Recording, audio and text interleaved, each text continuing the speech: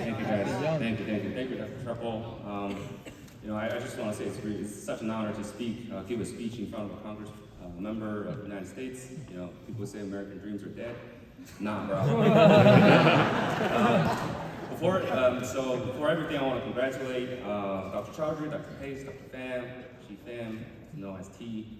I was a volunteer at the 2019 BPM graduation. Seeing you guys going through this process and completing the residency training really took a huge weight off my shoulder. Class of 2022, guys, if they can make it, we're gonna be fine.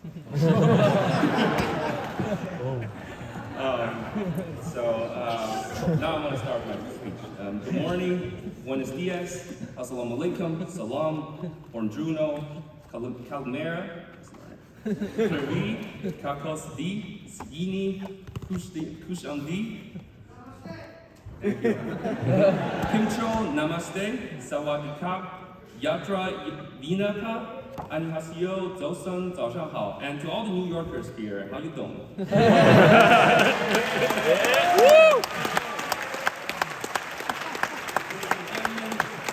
and gentlemen, distinguished guests, him, her, them. 2022.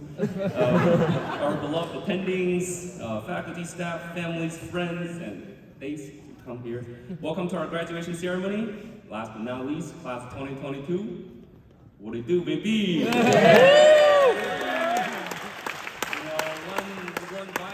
really wise Canadian nerd once said, starting from the bottom, now we're here. I really want to thank the family. You guys are fire today. I kid you not. Thank you guys so much for being supportive in the past 4 years. It's a tough road for us, but it's also a tough road for you guys. I cannot describe with my limited English. Now it's pretty good by Dr. Tawala. But on behalf of our class, I want to apologize that many times physically we're on the table, but our minds are really on the slides. There are Christmases, some birthdays, almost all public holidays that we had to study. It's really not our fault. It's the powerful people sitting behind me. The exams right after this holiday, so sorry. On that note, I'd like to thank the ownership, the leadership, and the administration from NYCPM and Touro University for the platform and structure provided for our training and education. Thank you, Dean Lee, and the Student Office for always listening and supporting us. To the education staff led by Clinical Dean Dr. Chusik, Clinical Dean Dr. Suave, our department heads, Dr. Ed Boyga, Dr. Jules, Dr. Logan, Dr. Arborio. Thank you guys very much for every exam change. Amendments to the syllabus that were approved in terms of the ones that you guys rejected. Thank you guys again for the approvals. I want to take a moment to thank our housekeeping, security, IT, and all other staff who made our days and nights at NYCPM's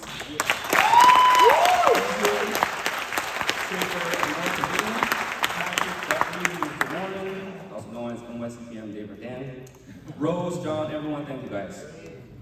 So our journey is a tough 4 years. Our journey began with Dr. Barbosa and his biochemistry 909 and the special feature of multiple.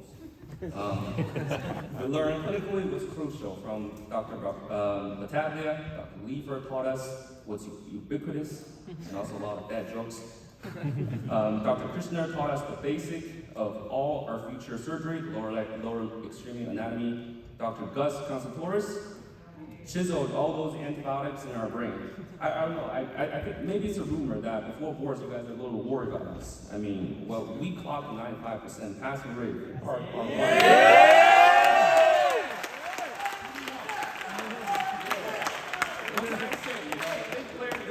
There's one phrase, big player for a big game, a big time, Yeah. So after that, we made it to the clinical classes in the clinics, so everything changed. First of all, you don't get that many questions back anymore. Matter of fact, from certain departments' exam, forget about it. We got literal nothing back. I'm not gonna say which department. I really like the attendings over there, but I was really centimeters away from saying it.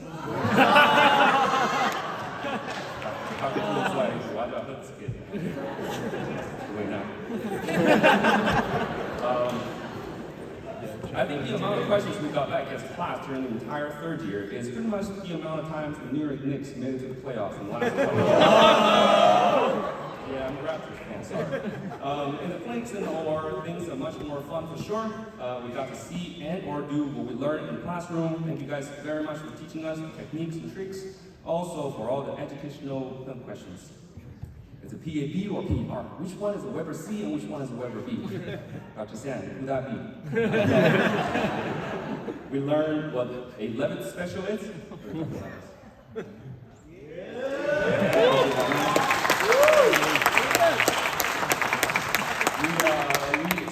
We experienced the unique dynamic between the students and Dr. Volpe.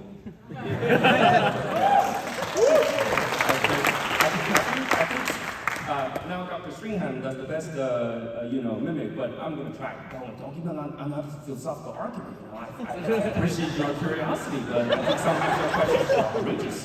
Don't you think? I agree. During our third years, the entire third year, we had the opportunity to see the beautiful and textbook anatomical dissection by Dr. G. Kumis.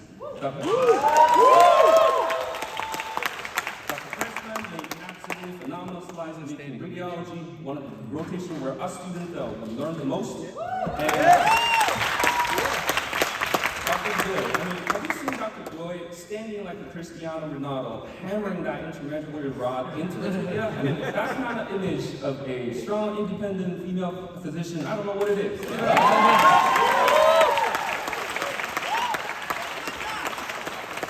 That must be the most political correct thing I've ever said in my life. Looking back, this is not an easy 4-year process. People like to say, oh, you're a medical student, you must be smart. That's not the case. It's not like we got this far by just being smart. We're here because of dedication, hard work, plus patience. We're here because it's grinding all my life, sacrifice, hustle, pay the price. Hey! All right, you know.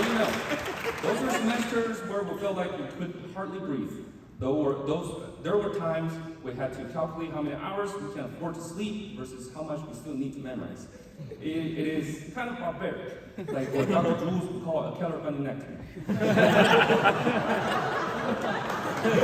Still somehow we overcame it, especially that 15 minutes for a 50-question exam. Oh man, those were moments when your motivation was interpreted as a freight train, when people say you're trying too hard for doing what to you really the bare minimum. But when you put all your heart and love into this field, into medicine, into podiatry, it'll return you 1,000 times. After the last time I played basketball, now Dr. Nataraja texted me, and he said, I always think these are the worst, most stressful 4 years ever in my life, but I wouldn't trade them for the world.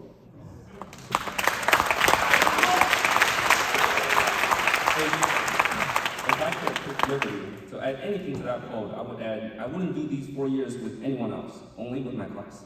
Woo! Yeah. Not having any one of you guys in my class, I wouldn't trade anyone for another human being. In my opinion, we're arguably the most legendary class by far in the history of the lesson.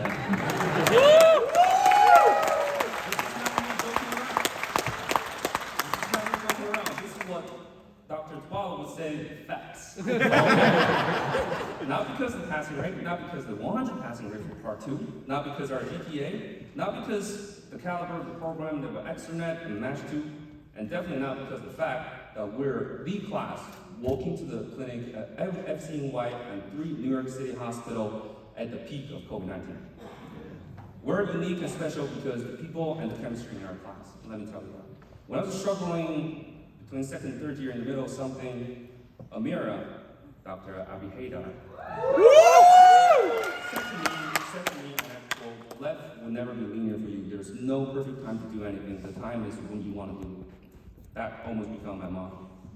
During the difficult time in 2020, when the country is a little dividing and everyone's suffering, Jennifer, under all the pressure, now Dr. Alvin, under all the pressure and stress, reached out to me and said, well, I know you, I know what you meant, but people never met you, will never get your point. So next time when you say something, you need to take the audience into huge consideration. I took no. You guys are my audience now. When Steve heard someone was struggling in the class with significant family situation, he went out of his way and offered his no. he don't do that. He's nice guy. And Jordan, now Dr. McNeil, had the cell phone shipped, all the cell phones shipped to her apartment and drove every piece of them to school so we could practice. I couldn't possibly cover all the story, but just give you a tip. These are my classmates. Personality, character, style, vibe, heart, love, friendship, empathy, kindness, you name it, we got it. Not necessarily me, my class. It is a class that never shies away from standing for what's right, and it is also a class that is always willing to reach out, always willing to embrace another individual, culture, and race. Especially Ivan, now Dr. Herman Cruz. He literally tried to help me all the time. I appreciate that, man. I appreciate that. Compared to what you guys told me and inspired me as a person, my service as a class officer is merely a payback. It is not even close to what I owe you guys. You guys changed my way of interacting with people and with the world. You guys shaped my personality and mentality and made me a better and somehow nicer person. Without you guys, I won't be Bowen standing in front of you guys. Thank you. Someone told me in a graduation speech, you know, I'm supposed to embark on wisdom. I don't think I can do that. I mean, my GPA. It's pretty decent, but I can share one of my unique experiences though. At the beginning of my third year, so that's really the beginning of our medical career, so to speak. That was one day when I was in the room with Jennifer, still back in the day, with a partial nerve avulsion patient and at Metro.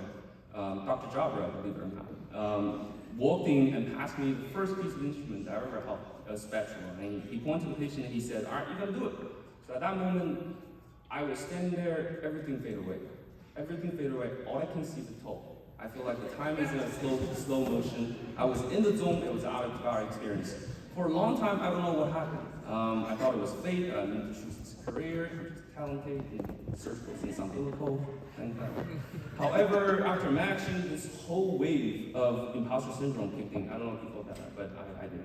I started to question myself here and there. Wow, well, you've been talking this whole year, right? Like third and fourth year. You ready? You sure? Are you really sure? That sounds like Dr. Suavina. Until I read a quote from one psychologist. It says, when the subconscious emerges before it becomes conscious, to you it appears as fate. All of a sudden, I understand what that feeling was when I was holding the spatula. I was ready. I just didn't realize that. Look at us. Every minute in our lives prior to this moment led to where we are right now. Look around you. Look at the diploma you have in your hand. Mine's still right? And this is what we've been waiting for? I mean, you ready? We used to pray for time like this, to grind like this, so we had to grind like that to shine like this. So we're ready. Let's begin the next journey by taking care of one step at a time, so we can shape the trajectory of many other lives.